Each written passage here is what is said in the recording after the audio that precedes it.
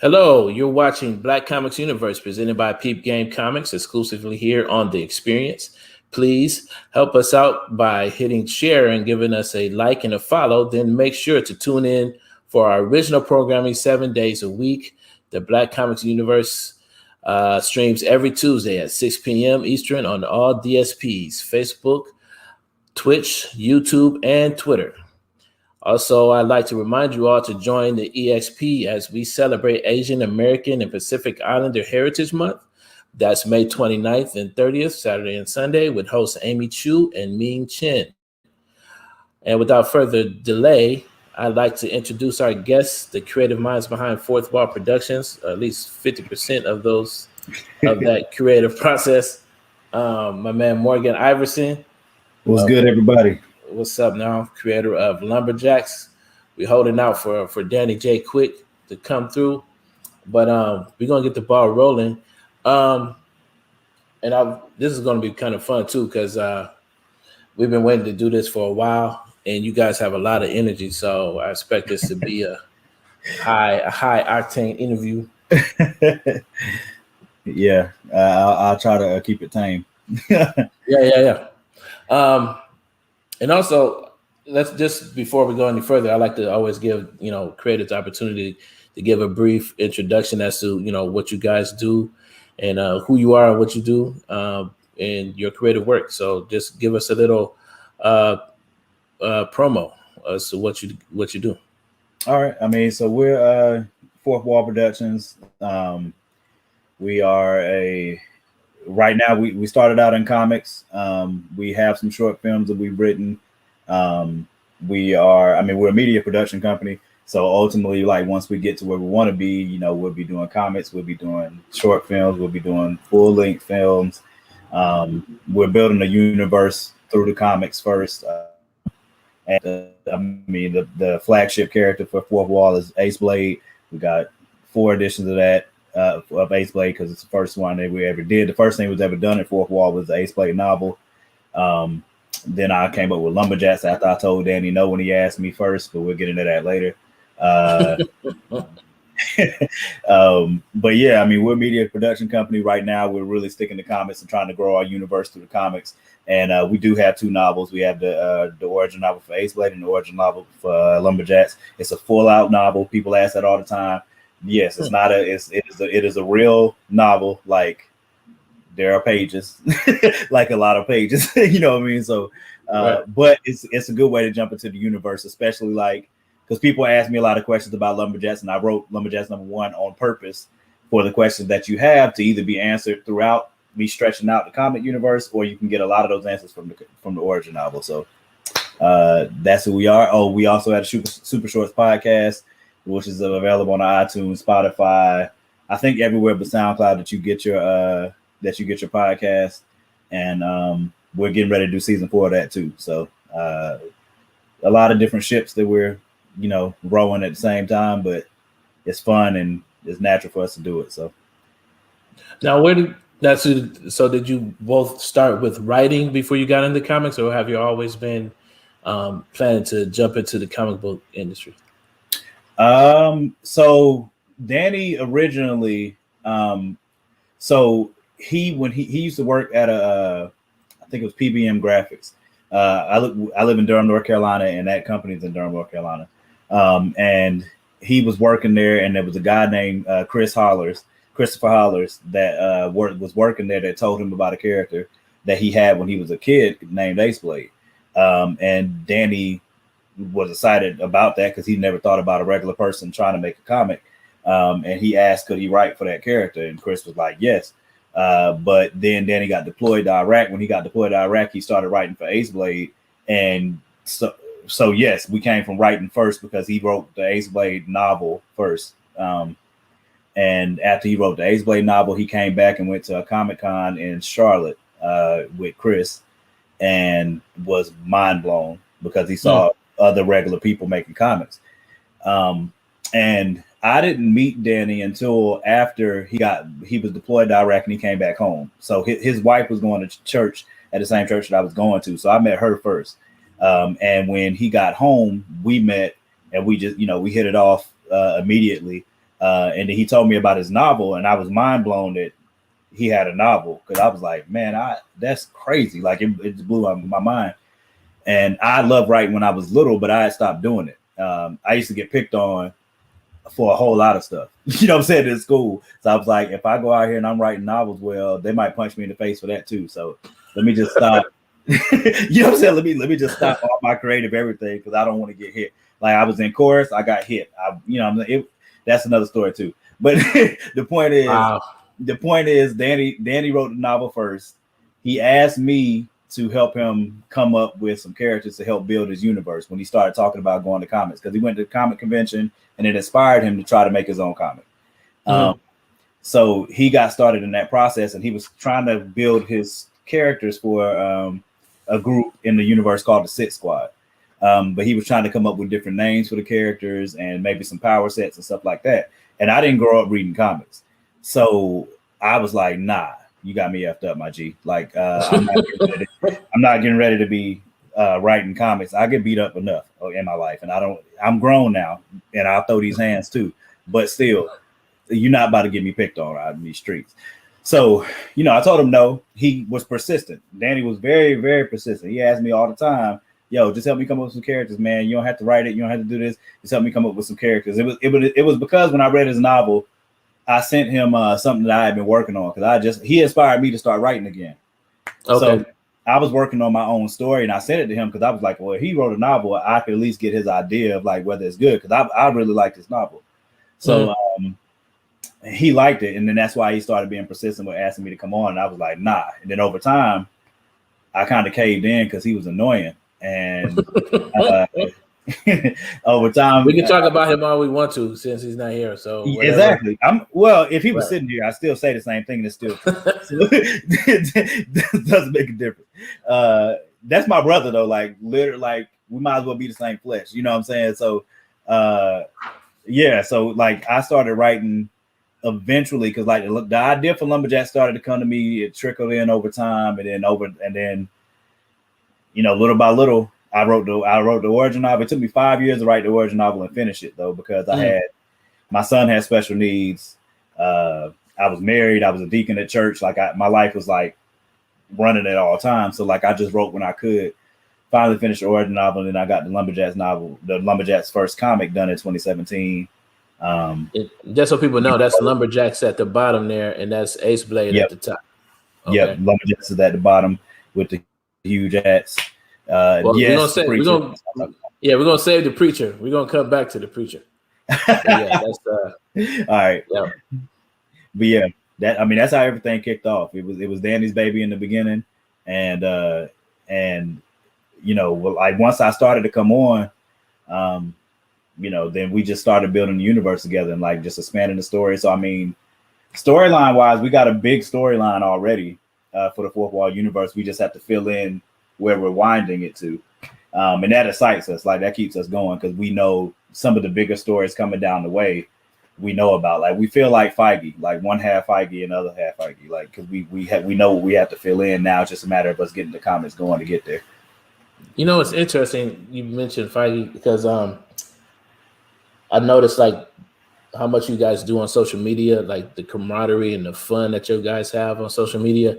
And I do get a vibe that's similar to like old school, early Marvel. right? So like with Stanley and all of them, and sort of like how their offices ran, and not just the creative process, but just genuinely having fun, creating comics, and that's the same vibe I get off of you guys. Is that by design, or did that just happen organically?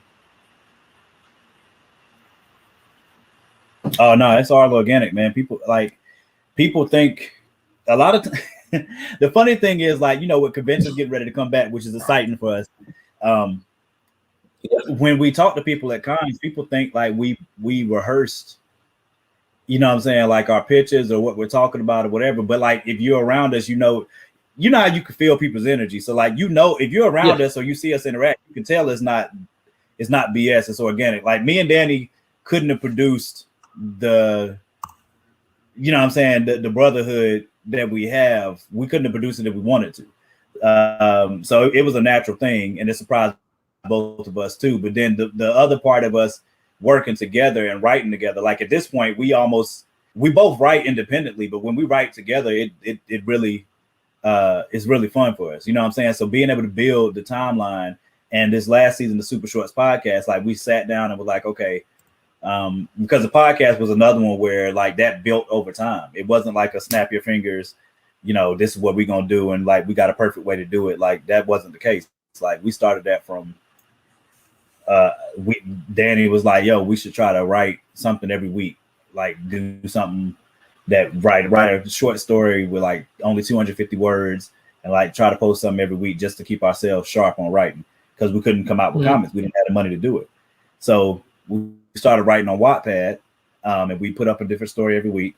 And then and the podcast was kind of born from that, because we had all the short stories that we did, but we were like, well, maybe at some point we can narrate them or whatever. We started doing that, and then after we started narrating it, then we were like, all right, well, let's start editing them too. Like let's start posting them, and let's see what happens. So, I mean, it can't hurt anything. And little by little, it grew, and then we just got better at it. And season 4 was the first time we had done them as one-shot stories. And then season 3 was like, okay, all right, I'm gonna write something this week, and you got to pick up from where I stopped the story and write and do something, and then I'm gonna pick up where you stopped and write and do something. And we'll just keep going like that. So season 3, the whole season that you hear, like if you've heard season 3 of the podcast, all of that is just us picking up behind each other. We called it Pick Up and Kill It. So we got that from Wild Now. You know what I'm saying? So wherever Danny left off, I had to go, and wherever I left off, he had to go. But we had no idea where we were steering the story. So so this is just you guys on the podcast, like narrating a short story. Okay. Yeah. So everything that you hear on the podcast is a short story, or a short story. So far, everything that you hear on the podcast is short stories that we wrote. Season 3 was the first time that we were writing a connected story together, but it wasn't pre-planned. It was just literally per week. Danny would write something. Now I have to pick up, not knowing where he was going before or where he's ending. I have to pick it up and continue the story. And we did that for the whole season. Season 4 was the first time we were like, all right, we're going to come together with a story together. We're going to storyboard it together. We're going to get it in our heads together, and then we're going to write it all together. And we're really excited about it. I think we announced the title already. The title of season 4 is Reparations.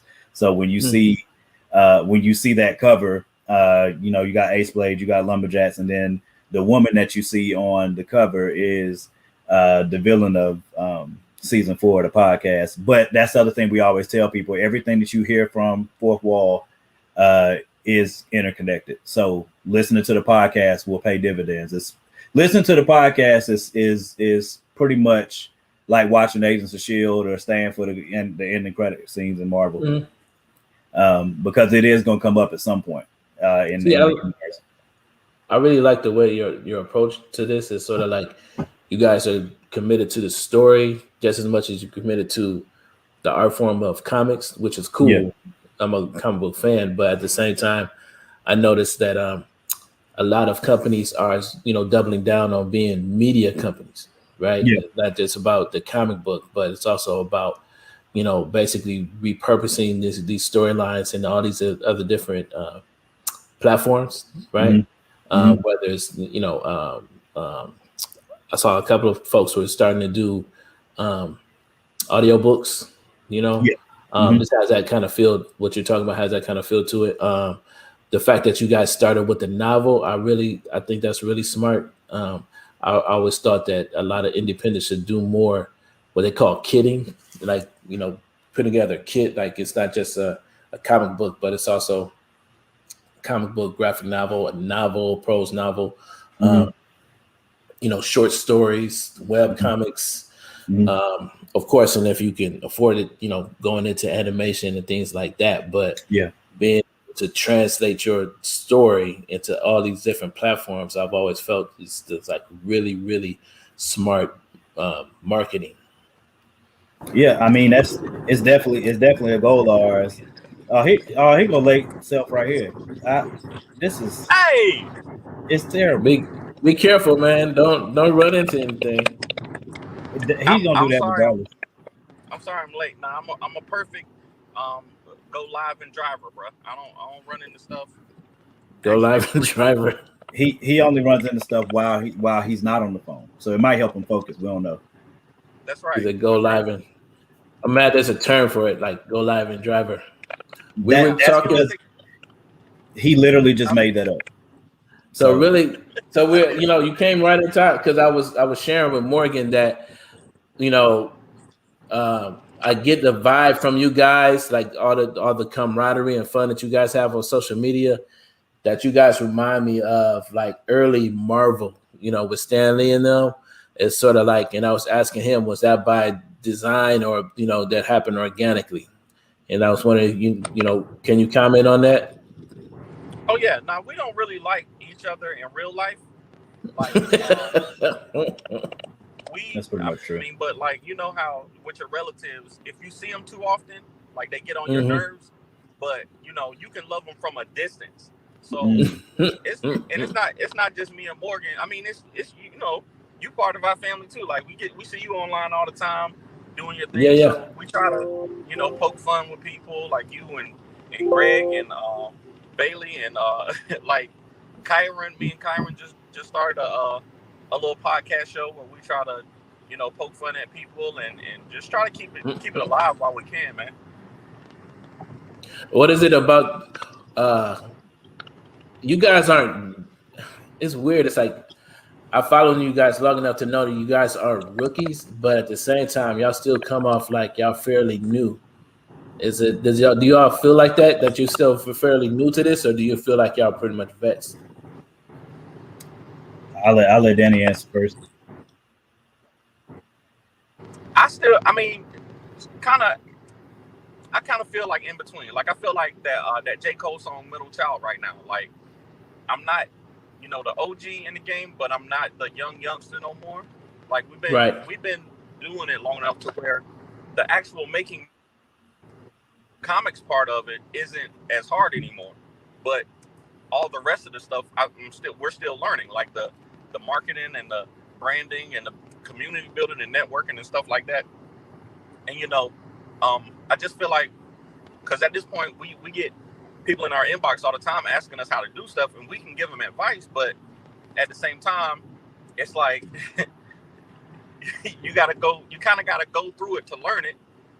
But Yeah. we don't want you to make the same mistakes and stuff that we made. But it's tough. Like I feel like we're in the middle. How you feel, more? Yeah, I mean I feel pretty much the same. Like we definitely been in it long enough to especially on the story creation side, I think we both feel really comfortable with because it's the thing that we probably enjoy the most. And we've been doing it for a while.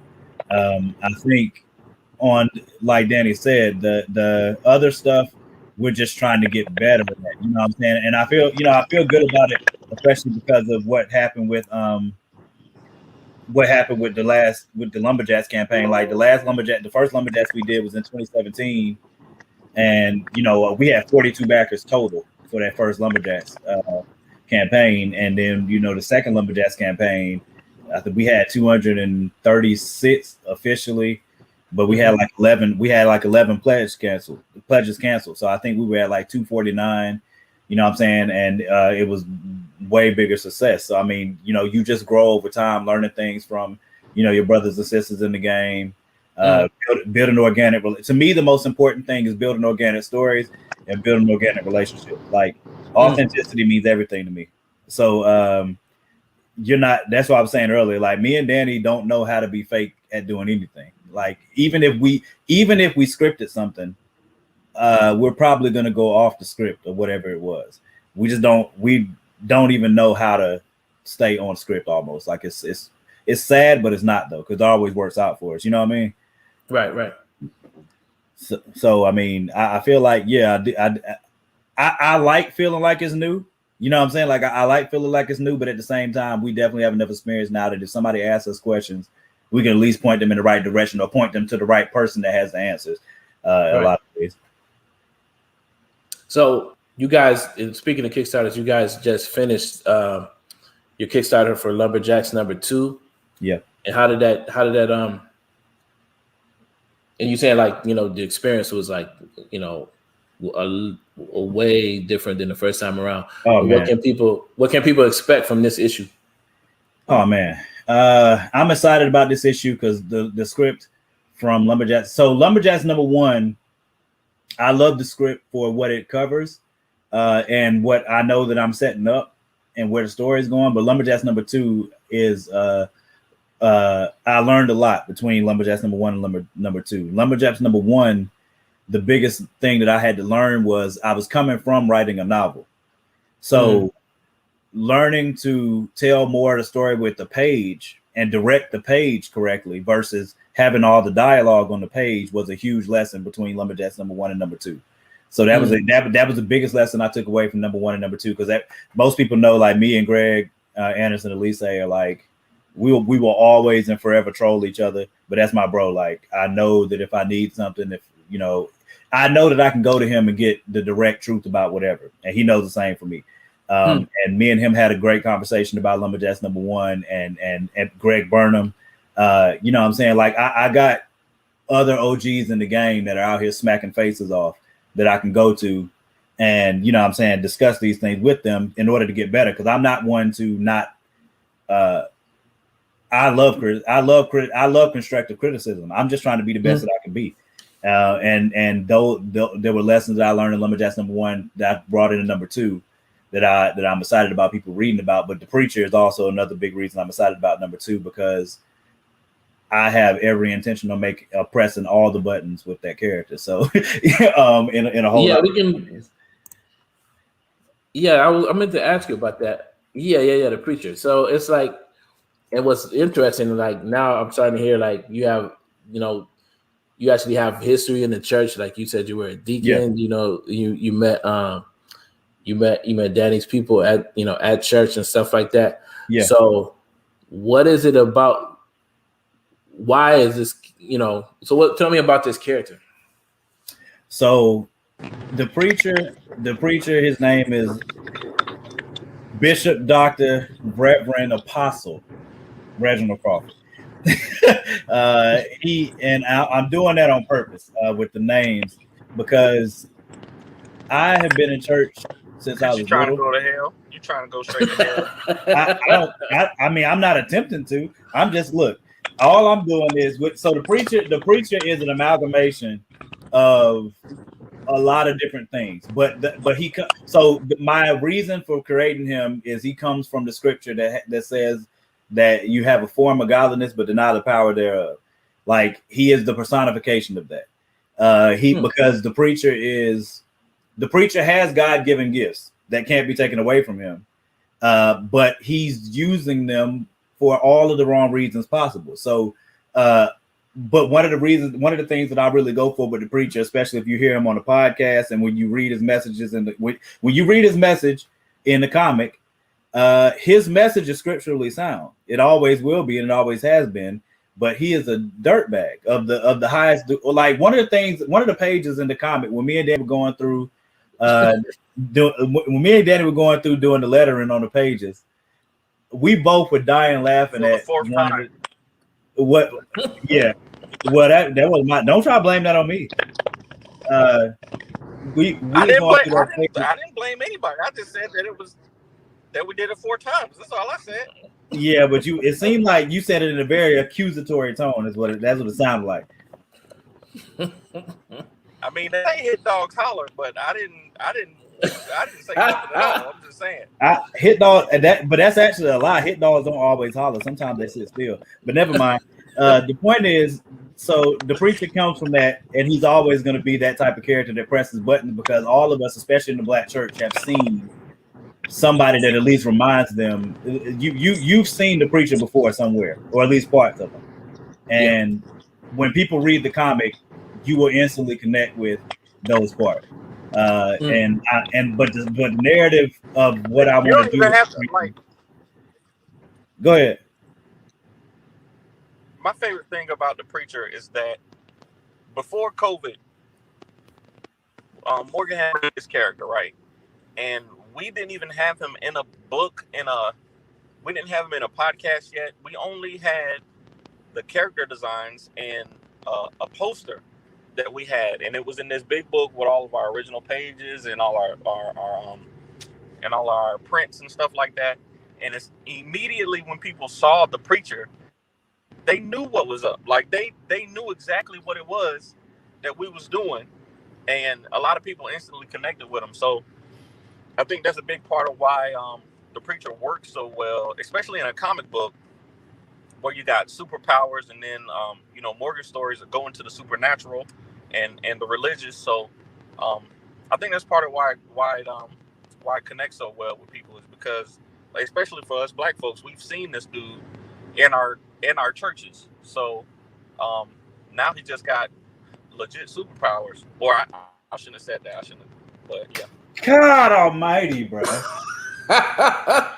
you are a walking spoil. Like, I'm gonna start calling you spoil. Your name is Danny Spoil Quick.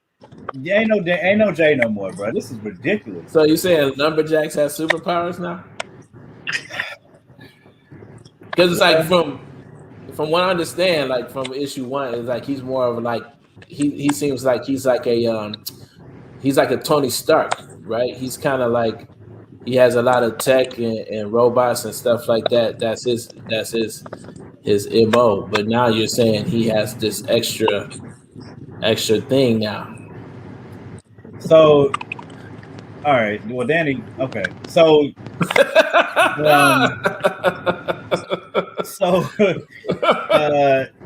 Lumberjacks definitely has abilities that did not come from him, but they did. That is one of the things that I'm driving at with the Lumberjack story. He has. Oh yes, Kyle has fixed your name, Danny, for the episode. I appreciate that, man. Thank you for putting that up there, because that is perfect. Appreciate that. Yeah. Thank you, JD. Yeah, he said anytime you talk about a movie, he's gonna cut you off, and that's smart. Danny's the only person I've ever seen ruin something at 6:00 in the morning. He ruined Falcon and Winter Soldier at 6 a.m. on a Friday. And I'm like, how in the world could you possibly mess this up at 6 a.m.? That's insane.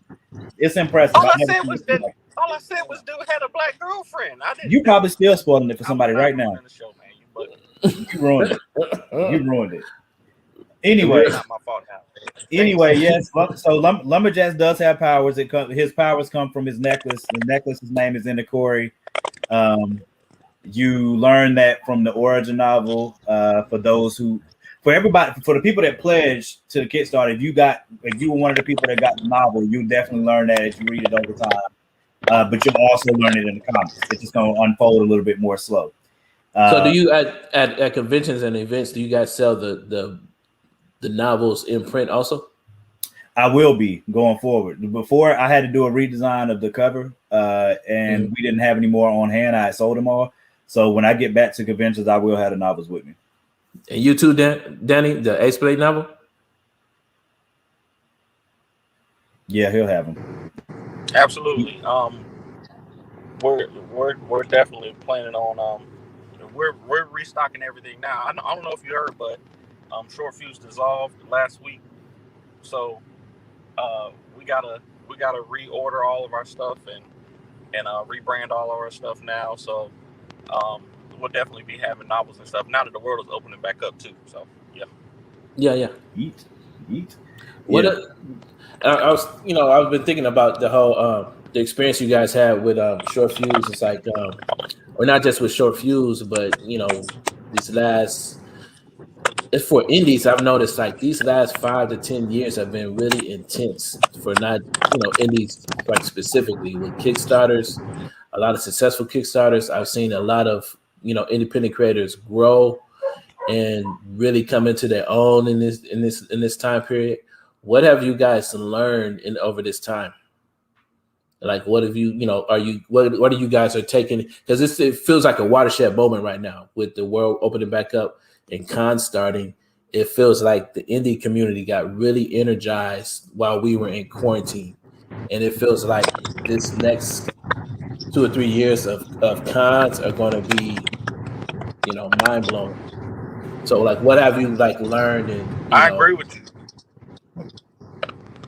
I'd say we learned. I know for me personally, my time with Short Fuse, the whole reason that I even decided to go with Short Fuse in the first place, we already had I want to say 3 Ace Blade books done. We were working on the 4th one.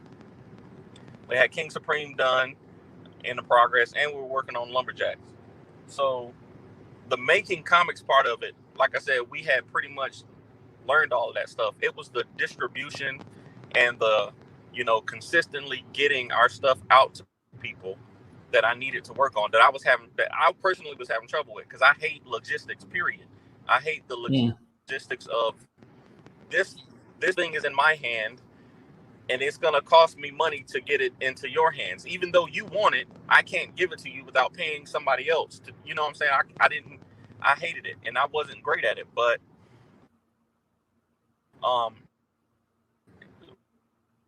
in those 2.5 years that we were with Short Fuse, a master of distribution, and he taught me a lot of stuff about keeping our prices down, how to kind of use the system to my advantage and stuff like that. So this next chapter of our life, that stuff won't be as hard for us because of the stuff that we learned there. But then also being able to finding ways to save money at shows, teaming up on tables, and me and Morgan were already kind of tag teaming shows where one of us would be at the table all the time, and then somebody would go out on the floor and meet people and network and stuff like that, and being able wait. I had to step in because he's trying to make it seem like this is an equal thing. Nah, that's not what happens. What happens is I'll be at the table or the booth or whatever, and then he'll be like, I'll be back, and then he'll walk off to South Africa somewhere, and he'll be gone for 2 hours, and then come back with a slushie, a donut, a piece of pizza, and some chicken wings. And he'll be eating all of it at the same time, and I'll be like, yeah, we sold this to this, and he'd be like, yeah, man, I saw Stan Lee over there. He gave me an autograph and his phone number. What? That's awesome. I just wanted to make sure I said that before he started lying. Bro. Go ahead, Danny. I'm gonna mute my mic. That is not. I never disappeared from my table for more than 30 minutes at a time, and I'm always going because networking is a part of it. You got to go out and meet people. You got to go out and find folks. You got to go out and talk, especially with us, because me and Morgan are artists. So I'm always looking for somebody who can do the stuff that we can't do, who might be wanting to team up on projects and stuff like that. So that part is important. Morgan just doesn't like people. He doesn't like to go out and talk to people. So he likes to stand behind the table and sell books because he's all about that money, just like the preacher. So I almost used the N-word on you. How in the world could I hate people and not like to talk to people? But I'm the one at the table talking to people to sell the comics. What are you talking about? I need to be a lawyer because you are terrible lawyer. You have to, because you have to talk to people to sell. If you didn't have to talk to people to sell comics, you would not talk to people. So that's why, just for the sake of the team, I leave you there by yourself so that you can be forced to speak to people and engage because you're good at it. I'm just trying to say that you're good at that. So I'm trying to help you develop as a human. Yo, check this out. Let me reset the room real quick. You're watching the Black Comics Universe presented by Peep Game Comics exclusively here on the experience. Please help us out by hitting share and giving us a like and follow. And then tune in 7 days a week. We're here every Tuesday at 6 p.m. Eastern on all DSPs. Check us out this weekend as we celebrate Asian American and Pacific Islander Heritage Month with Amy Chu and Ming Chen. Now, back to the shenanigans with these two cats. So it's funny. Another vibe I get off of you guys, as I was saying, like the vibe I get off of you guys is like early Marvel, where like everybody was having, it's like the camaraderie and the fun everybody, was having at the time. But at the same time, looking towards that's the past, but looking towards the future, I get the vibe and you showing by example, like, you guys are writing novels as well as comic books. You guys are doing short stories on your podcast and stuff like that.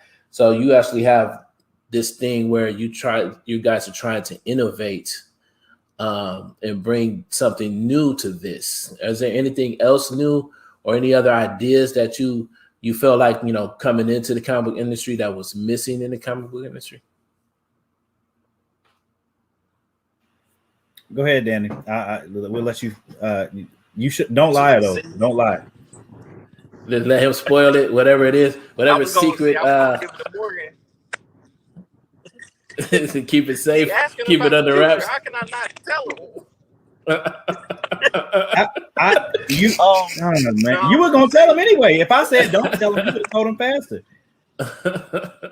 Just say it, then. Go ahead. No, all I'm gonna say is that we are always working on the next thing.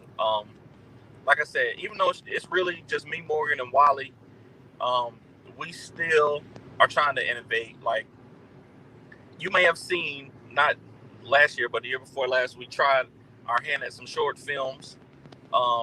So I would say expect something like that coming up.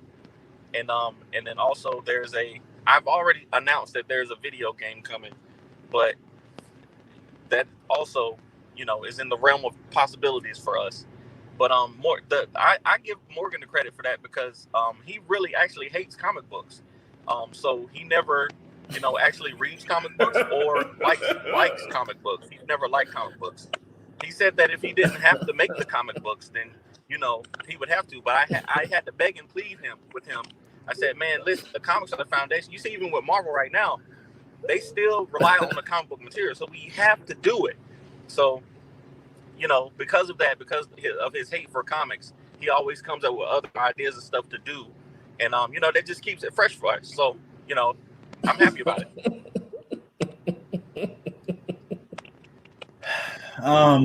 Would you like to respond, Morgan? I don't even know. He swears up and down he hates the preacher, and then he be doing this stuff. Like, you know what? I'm about to start spoiling some stuff. Okay, that's what I'm about to do. So the first short film that we're gonna film. Nah, shut up. You had your time. The first short film that we're gonna do and film and put out there is one that we wrote, I think in 2017, 18, called To Kill a Stranger. It was very fun to write. And we're very excited about putting it out there. COVID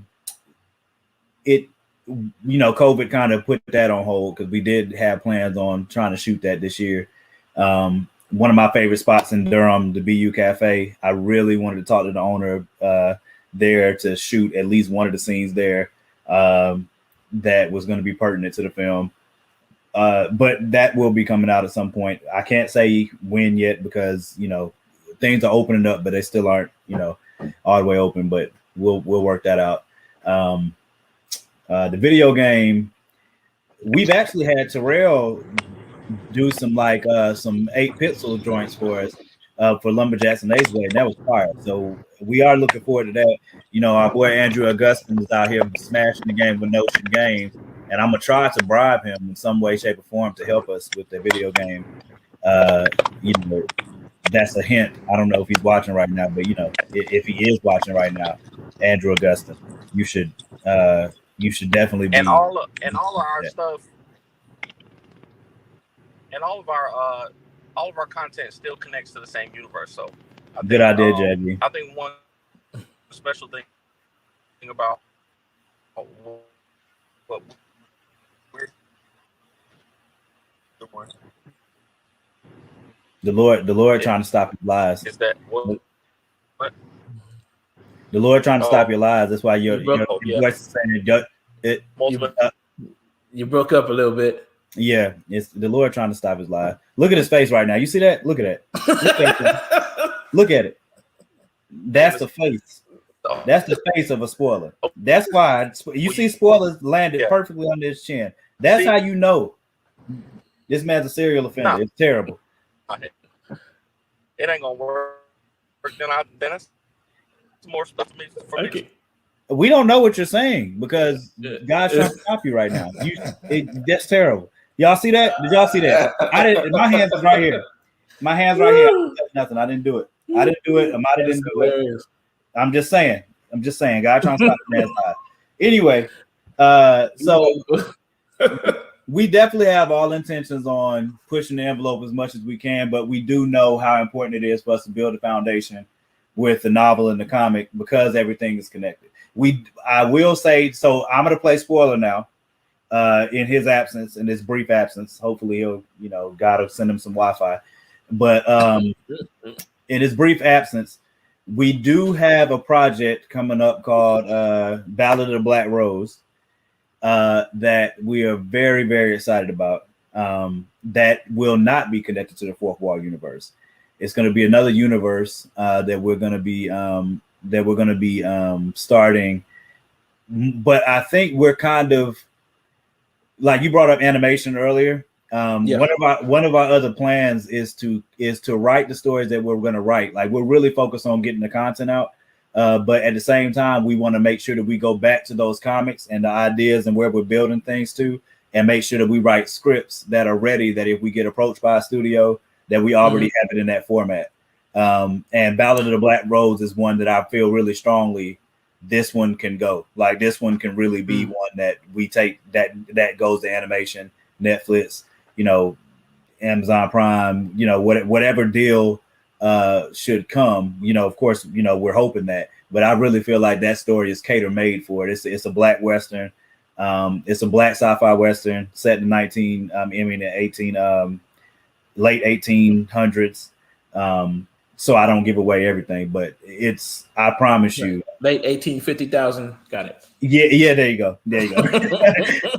Yeah. So I promise you that that story is awesome. Danny came up with the original concept. We're going to write it together, going forward to build that entire story out. And we're thinking about whether or not we're going to do it as a comic and just build on it by comics or just come out with one graphic novel.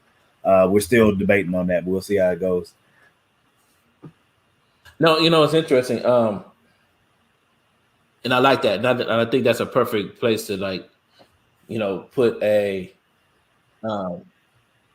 put a pin in and share with other creators as far as when I first started coming into this, and I still see this now. It's like when I talk about the demand for Black independent comics, it's like the production level is here, for a lot of indies like down here, but the demand in reality is probably up here. And the reality is that and I see this often, is that most creators really can't produce enough content fast enough to meet the demand, right? Which is not, but and I always thought that was like independence, biggest problem. But at the same time, I understand that not only does the creative process take time, but building these relationships with other creators to build these, grand, universes and stuff like that, that takes a lot of time too. Yeah. And so, and I like the fact that, in the in-between times, in between Kickstarters and comics and these different projects, you guys are still producing and presenting storylines to your fans. And I think that's a great lesson that any independent creator should take with them. Like you have to find a way to continue to share your story, while you're in between projects, right? It's sort of like it's really interesting that when we talk about the big two all the time, but the reality is, whether there's a movie out or not, there's always going to be a big two story. There's always going to be a story that's from about a character that comes out of the big two every single week, right? So being able to do that in any shape, form, or fashion that you possibly can, I think is a very important approach, to keeping your story out there, keeping your story fresh, and keeping staying in front of fans. Yeah, I agree. I think especially like another reason for us is because we have so much. Like I said, I mean, me and Dan. The storyline expands as we come up with new characters and new ways to diverge or come up with another story. But our main story, like we have 10 years worth of stuff and comics that we could write. The only issue was, number one, now we've been blessed in the last few years. The guys giving us some upgrades on our jobs. You know what I'm saying? And we make a little bit more, money than we did now. So we can, that can help us pay on the front end for the comics. But then, like, one of the things that I'm really excited about is the camaraderie and the community that's been built and the authentic relationships that we've made, because all of the people that I rock with, we all rock with each other. We all, like, Michael Watson's that's our brother, man. You know what I'm saying? And he goes out there, he goes hard. For Hot Shot, he goes hard for us when we up. You know what I'm saying? We go hard for him. Like, my boys, Greg Burnham, Greg Anderson, Lisa, Marcus Williams. I can name Malachi, Brian. I can name so many people. Lori Foster. There's mad people that I can name right now that it's an authentic relationship there. We always gonna hold each other down. But as we continue to build the community, like, one of the things that I'm most excited about is on Kickstarter. Indie comics have been smashing on Kickstarters. You know what I'm saying? Like, I don't know what Marvel and DC are doing, but I do know right now the demand for indie comics is up. So if you can create your story, especially if you build authentic relationships, somebody will help you get it funded.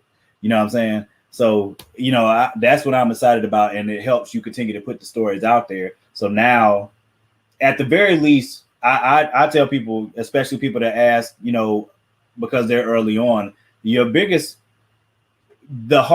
reason me and Danny are very excited because we have stories. The hardest part would be if we didn't have stories and we had to come up with them.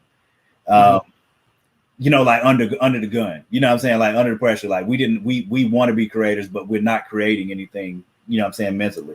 And the advantage that we have is that we have a plethora of stories that we want to tell in different ways.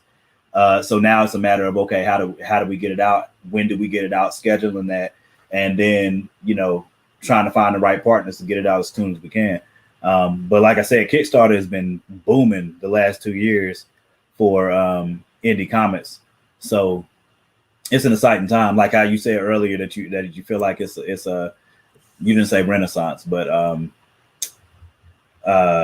a watershed, like it's kind of like a watershed moment for indie comics. I agree. Like, I think this is a really big moment, and with things opening up and being as lit as it's getting ready to be this summer, with these conventions opening back up and stuff like that, I'm gonna have my Lumberjacks mask on, you know what I'm saying, and hopefully I don't have to, you know what I'm saying, hit nobody for getting too close.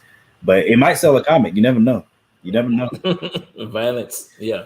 It's funny. We had a question from Brad Arney. It sounds Brad Swallow. It's like,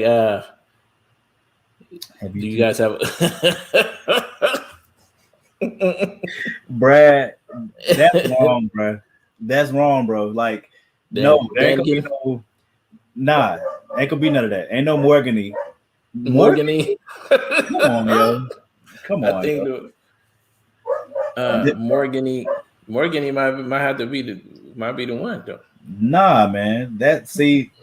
I told y'all I got beat up as a kid, and y'all want me to get beat up as an adult too. Come on, man. Like, chill out. I don't know why y'all don't like me, but I like to keep myself unbruised.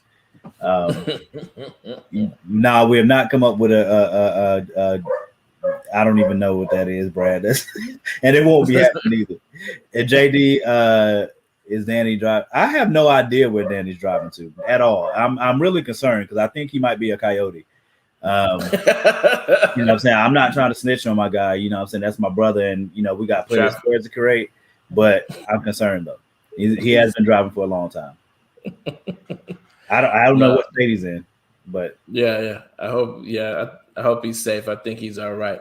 No, but we're running up. We're getting up.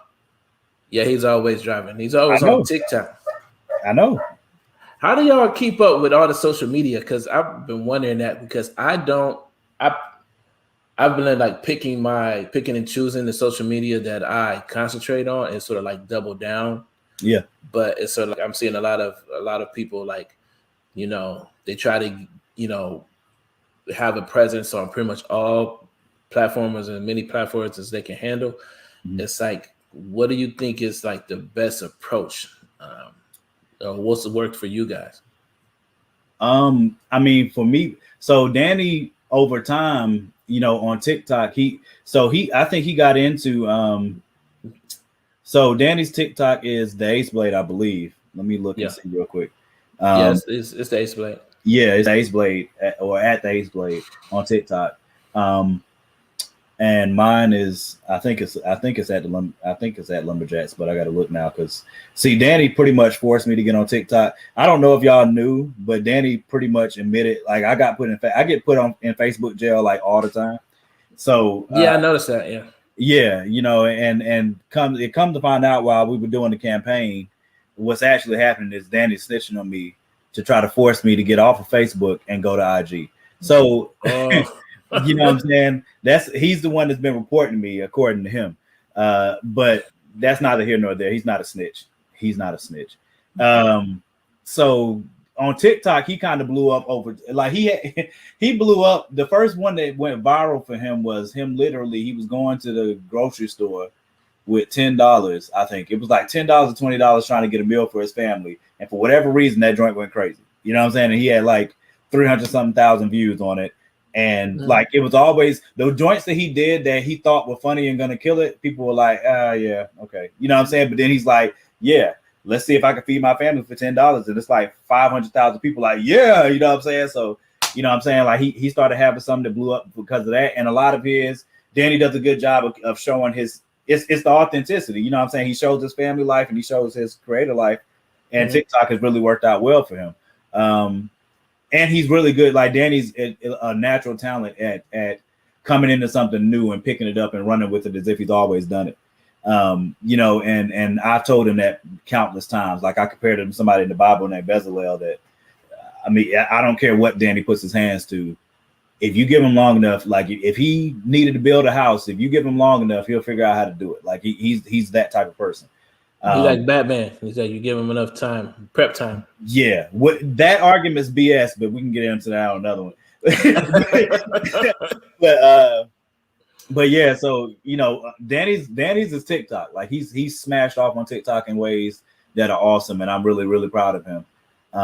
Mine is Facebook, but I think it's because we interact differently in the way in the conversations that in the conversation. So mine is more conversational, because I'm not afraid of controversy or,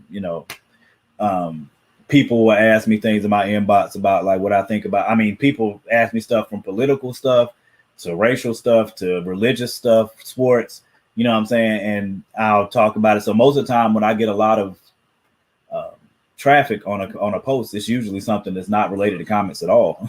Unless me and Greg are arguing or something and people want to see that. Like the other day, he had some meme or something that had your third act is a gay, and I was his third act, I guess. So then I got tagged and I'm like, what?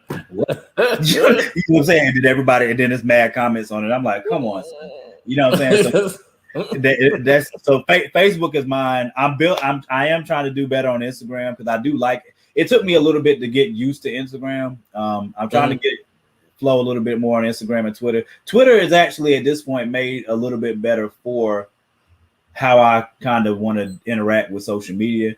I just don't do it enough. You know what I'm saying? And I'm trying to work, like how you were talking about it earlier. It's hard to spread yourself across all platforms, but it's also a really important process of building your brand. But I do think finding where you meet your niche is important and trying to push into that as much as you can. And Danny's really perfected that with TikTok. And I have to admit that one of the main reasons why I focus so much on Facebook is that I feel like the community has sort of like galvanized there compared to other platforms. It's like it did start. There was a lot of buzz that started early on Twitter, but right now it seems like it's the foundation of it where it is right now is definitely on Facebook, I would say. And that's another lesson, for a lot of new independent creators coming into this. If you want to build not so much, and it might be that, Facebook might not be the platform to build your audience, but it's definitely the platform to build your network. I'll put it to you like that. Build a network of creators. You definitely want to be on Facebook for that. Instagram might be, the platform, or TikTok might be the platform to build your audience. Yeah. But for sure, Facebook is definitely the platform to build your network of. Oh yeah, no question about it. Especially the groups. Like it depends. It depends on your activity in the groups. But I mean, most of my best relationships came off of just organic, somebody posting and us starting a friendship, either because I met them in person at a con, or us just having a conversation on it. It's a lot of times it's not even comic related. It's, just conversations that pop off, and then y'all build a friendship based on that and run with it. And that's just, naturally what I gravitate to. And Danny, does a really good job of, coming up with creative things or just sharing part of his life, and people really get into that. Twitter will be a good one for me. Clubhouse is another one. I backed off of Clubhouse only because my girl MechaCon, if y'all on Clubhouse, you have to follow MechaCon on there, because she is an absolute monster beast. I love her to death for what she does for the culture. Just real quick, we run out of time. I just want to make sure everybody knows how to find you guys on social media. Okay. So on TikTok, Instagram, and Twitter, I'm Lumberjacks, or the Lumberjacks, and you with a 3 instead of the E. And on Facebook, of course, I'm Morgan Iverson. Danny is the Ace Blade almost across all platforms. I think he is across all platforms except for Facebook. Facebook, he's Danny. TikTok, he's the Ace Blade. Instagram, I think he's the Ace Blade. Twitter, I think he's the Ace Blade too. It's a unique name, so I guess he was able to snatch that up. For whatever reason, Lumberjacks is taken in a lot of places. And I'm like, who the F else is Lumberjacks? But right, whatever. And with that, I want to say thanks for your time. So we're gonna tell Danny what's up. We're gonna catch you. We're gonna run this back somehow. We're gonna do this again. We're gonna do a part 2. So all right. Thank you guys for showing up. And for Morgan Iverson and Danny Quick, I'm Imani Latif from Peep Game Comics. Thanks for coming up. Oh, no problem. Only on The Experience this weekend, Asian American Pacific Islander Heritage Month, with hosts Amy Chu and Ming Chen. Tune in Saturday and Sunday for great conversations with great creators and a celebration of the heritage that these creators have brought to comics. Saturday and Sunday, only on The Experience.